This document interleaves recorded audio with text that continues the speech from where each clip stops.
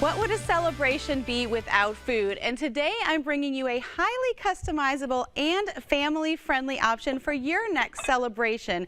Joining me today is Kirbee from KiNiMi Kitchen. Hey Kirbee, how are you? Hey there, doing well. I am really excited about this because I know our family is like most families where we like to kind of put on what we like in our food or leave out what we don't like. And so you're bringing us a really unique take on brunch this morning, aren't you? That's right. I am. And so when we're thinking about staying home more and some of our favorite celebrations or birthdays or anniversaries may look a little bit different, what we'll do today is we'll walk through an amazing waffle recipe that anyone can make.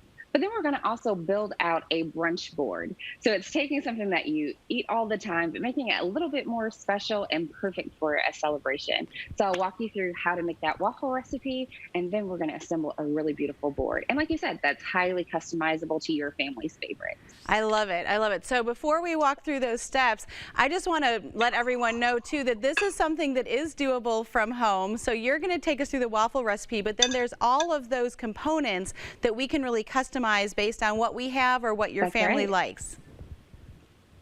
That's right. So you can build in your proteins, your fruits. I'm going to build out a board with the waffles and some mini pancakes as well, and just give you some ideas on how you can, again, take a simple concept and make it really special. Awesome. Okay, well, let's get started. I can't wait to see what this looks like, but first we need to start with making the waffles, right? So you're going to walk us through that process before we get to the beautifying. That's right. So I'm actually going to bring you all down onto the counter so you can see what I'm doing, and we'll walk through those easy steps. That's fantastic. Okay, we're ready whenever you are. Let's go ahead and see how we put that together, and then we'll get to the next steps. Okay. Awesome. Okay. So a lot of people like to use a mix, but I'm going to show you how you can just pull this together really easily on your own. So you have your dry ingredients. I've got flour, baking soda, and baking powder, and a little salt. And I love to use a sifter, and I highly recommend that. So if you don't use that typically, it actually really helps incorporate your ingredients evenly, and it makes sure that you have a great texture. I was just going to ask about that. Together your dry ingredients. Yep. So you're doing that all at once in the sifter? That's right. Okay. That's right. So I just popped all of those into the sifter, and then you give it a quick spin. And then you have a great texture there, and you don't have to worry about things being uneven. So that's why I love to do that. To that, I'm going to add some sugar, and you can use brown sugar if you like as well. And then here's the key. Like I said, we're celebrating. This is something a little bit more indulgent, so we're going to use some heavy whipping cream and a little bit of vegetable oil.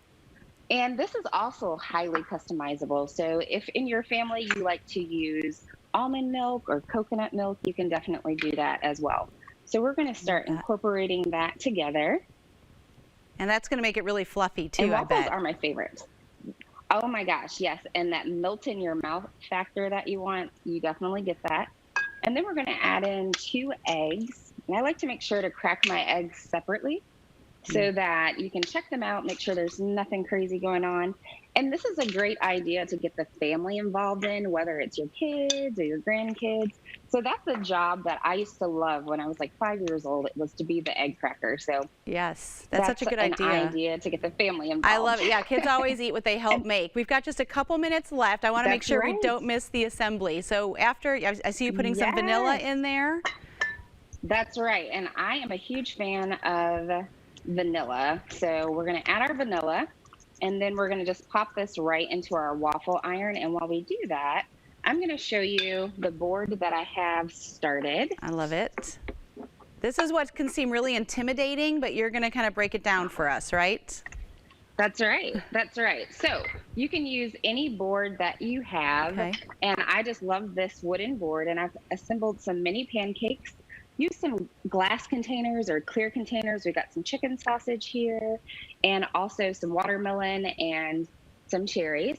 And here's another kid-friendly idea. Get some little skewers or kebabs, and if they help, like you said, they will eat it. So you can make some really cute fruit kebabs and assemble those on your board as well. It's really something the whole family can get involved in. That's right. That's right. And then it's something where you can say, hey, what's your favorite item? what do you want to have on the brunch board, especially if it's celebrating someone's birthday or it's your anniversary. You can make sure that you're asking, hey, what do you want on the board? And it's something that can become like a tradition. It's really, really a neat, fun, easily accessible idea that doesn't break the bank. Kirbee, thank you so much for walking us through this. I know with Pinterest and everything, it can seem so intimidating.